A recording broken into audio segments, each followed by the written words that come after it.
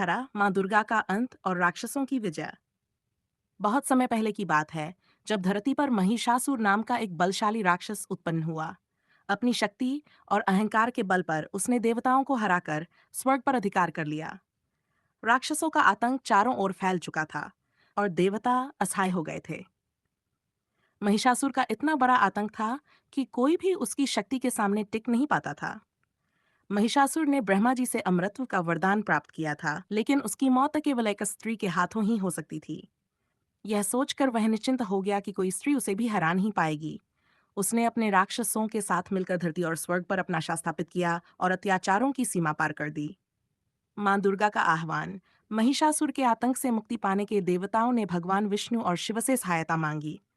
सभी देवताओं की शक्तियों से मां दुर्गा का प्रकट होना हुआ। उनका उद्देश्य था महिषासुर और उसके राक्षसों का संहार करना। वह भुजाओं में विविध अस्त्र शस्त्र लेकर सिंह पर सवार हुई और युद्ध भूमि में उतरी। लेकिन महिषासुर के पास अमृतत्व का वरदान था, जिससे वह अपनी शक्ति के नशे में चूर था।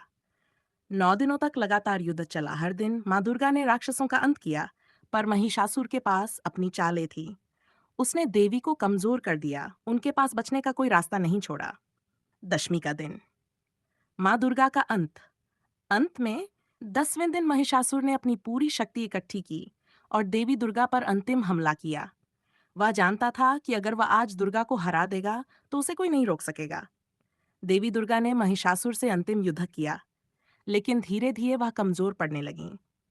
महिषासुर के राक्षसों ने देवी पर हमला कर दिया और वह घायल होकर गिर पड़ी। आखिरकार उसी दिन मां दुर्गा का अंत हो गया। राक्षसों ने देवी को हरा दिया और महिषासुर ने विजय प्राप्त की। ये वही दशमी का दिन था जब राक्षसों ने देवताओं को पूरी तरह पराजित कर दिया और धरती पर अधर्म का राज स्थापित हो गया। दशहरा का महत्व। दशहरा उसी विजय का प्रतीक है जब राक्षसों ने मां दुर्गा को हराया और अपनी सत्ता स्थापित की। दशमी के दिन को राक्षसों की जीत के रूप में मनाया जाता है और यह हमें याद दिलाता है कि संसार में बुराई का भी अपना समय होता है। दशहरा ये सिखाता है कि हर युद्ध में सिर्फ अच्छाई की जीत नहीं होती, कभी-कभी बुराई भी विजय प्राप्त करती है। ये पर्व इस बात का प्रमाण है कि शक्ति और वरदान के साथ अधर्मी भी अपनी सत्ता जमा सकते हैं, और दशहरा उसी विजय का प्रतीक है जब राक्षसों ने देवी दुर्गा को पराजित कर दिया। ये कहानी उन लोगों के लिए एक यादगार उदाहरण है जो ये मानते हैं कि अच्छाई हमेशा जीतती है। लेकिन इस दशहरा पर यह सच्चाई सामने आती है कि कभी-कभी बुराई भी जीत सकती है, और ये दिन उसी विजय का प्रमाण है।